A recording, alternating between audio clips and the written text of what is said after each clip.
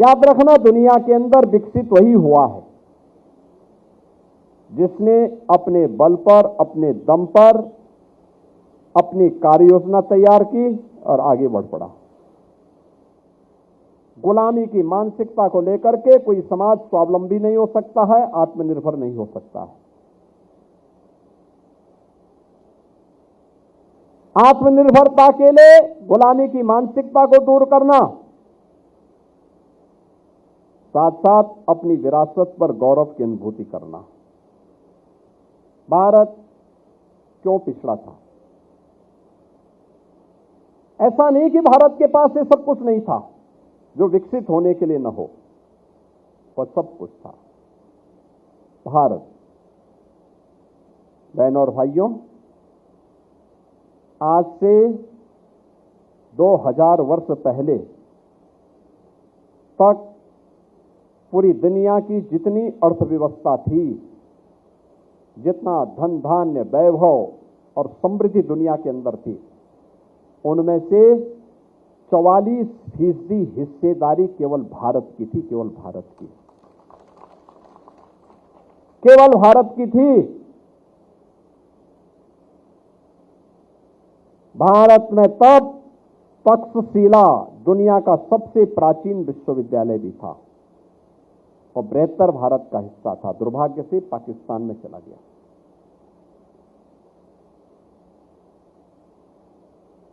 कालांतर में नए विश्वविद्यालय विकसित हुए। नालंदा भी हुआ, विक्रमशिला का हुआ, काशी के हुए, तमाम अन्य विश्वविद्यालय अलग अलग स्थानों पर। अगर काशी विद्या की नगरी थी तो नौलद्वीप वेस्ट बंगाल में नौलद्वीप था। दक्षिण भारत में कांची थी। मध्य भारत में इन आपके महाकाल की भूमि थी। ये सभी ज्ञान की धरोहर थी हमारे पास। कुंभ के जो 4 क्षेत्र हैं, ये परस्पर ज्ञान के आदान प्रदान की, विद्वानों और ऋषि परंपरा की भूमि हुआ करती थी। इस पर व्यापक मंथन होता था। ये केवल आकर के संगम में स्नान करने का माध्यम नहीं था। ये ज्ञान की धाराओं को आपस में जोड़ने, उसको आदान प्रदान करने के भी ये माध्यम हुआ करते थे। आज से 400 वर्ष पहले तक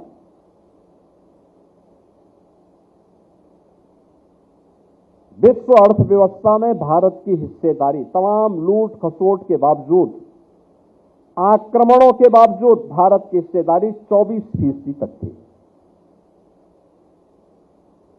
और धीरे धीरे करके पहले मुगलों ने, फिर अंग्रेजों ने भारत को खोखला बनाया। भारत को पिछड़ा बनाने के लिए इन्होंने भारत के उद्योगों को, भारत की कला को, भारत के कारीगरों को, भारत की परंपरा को रौंदना, अपमानित करना प्रारंभ किया। भारतीयों के मन में भाव पैदा कर दिया कि जो भारतीय है वह बेकार है और जो बाहरी है वही सब कुछ है। परिणाम क्या हुआ? हम गुलामी की मानसिकता से दब गए।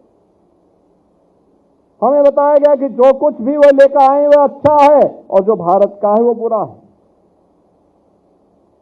भाषा के लिए हमने उनकी भाषा स्वीकार कर ली, अंग्रेजी स्वीकार कर ली, संस्कृत को हमने हटा दिया, अपनी लोकल भाषा को हटा दिया, हिंदी को, बुंदेली को, सबको हमने हटा दिया। हमारी कला संस्कृति हम भूल गए। हमारे यहां हम भूल गए कि हमारी लोक गाथा, लोक परंपरा, लोक नाटक, लोक गाथाएं, आला उदल की लोक गाथा हो,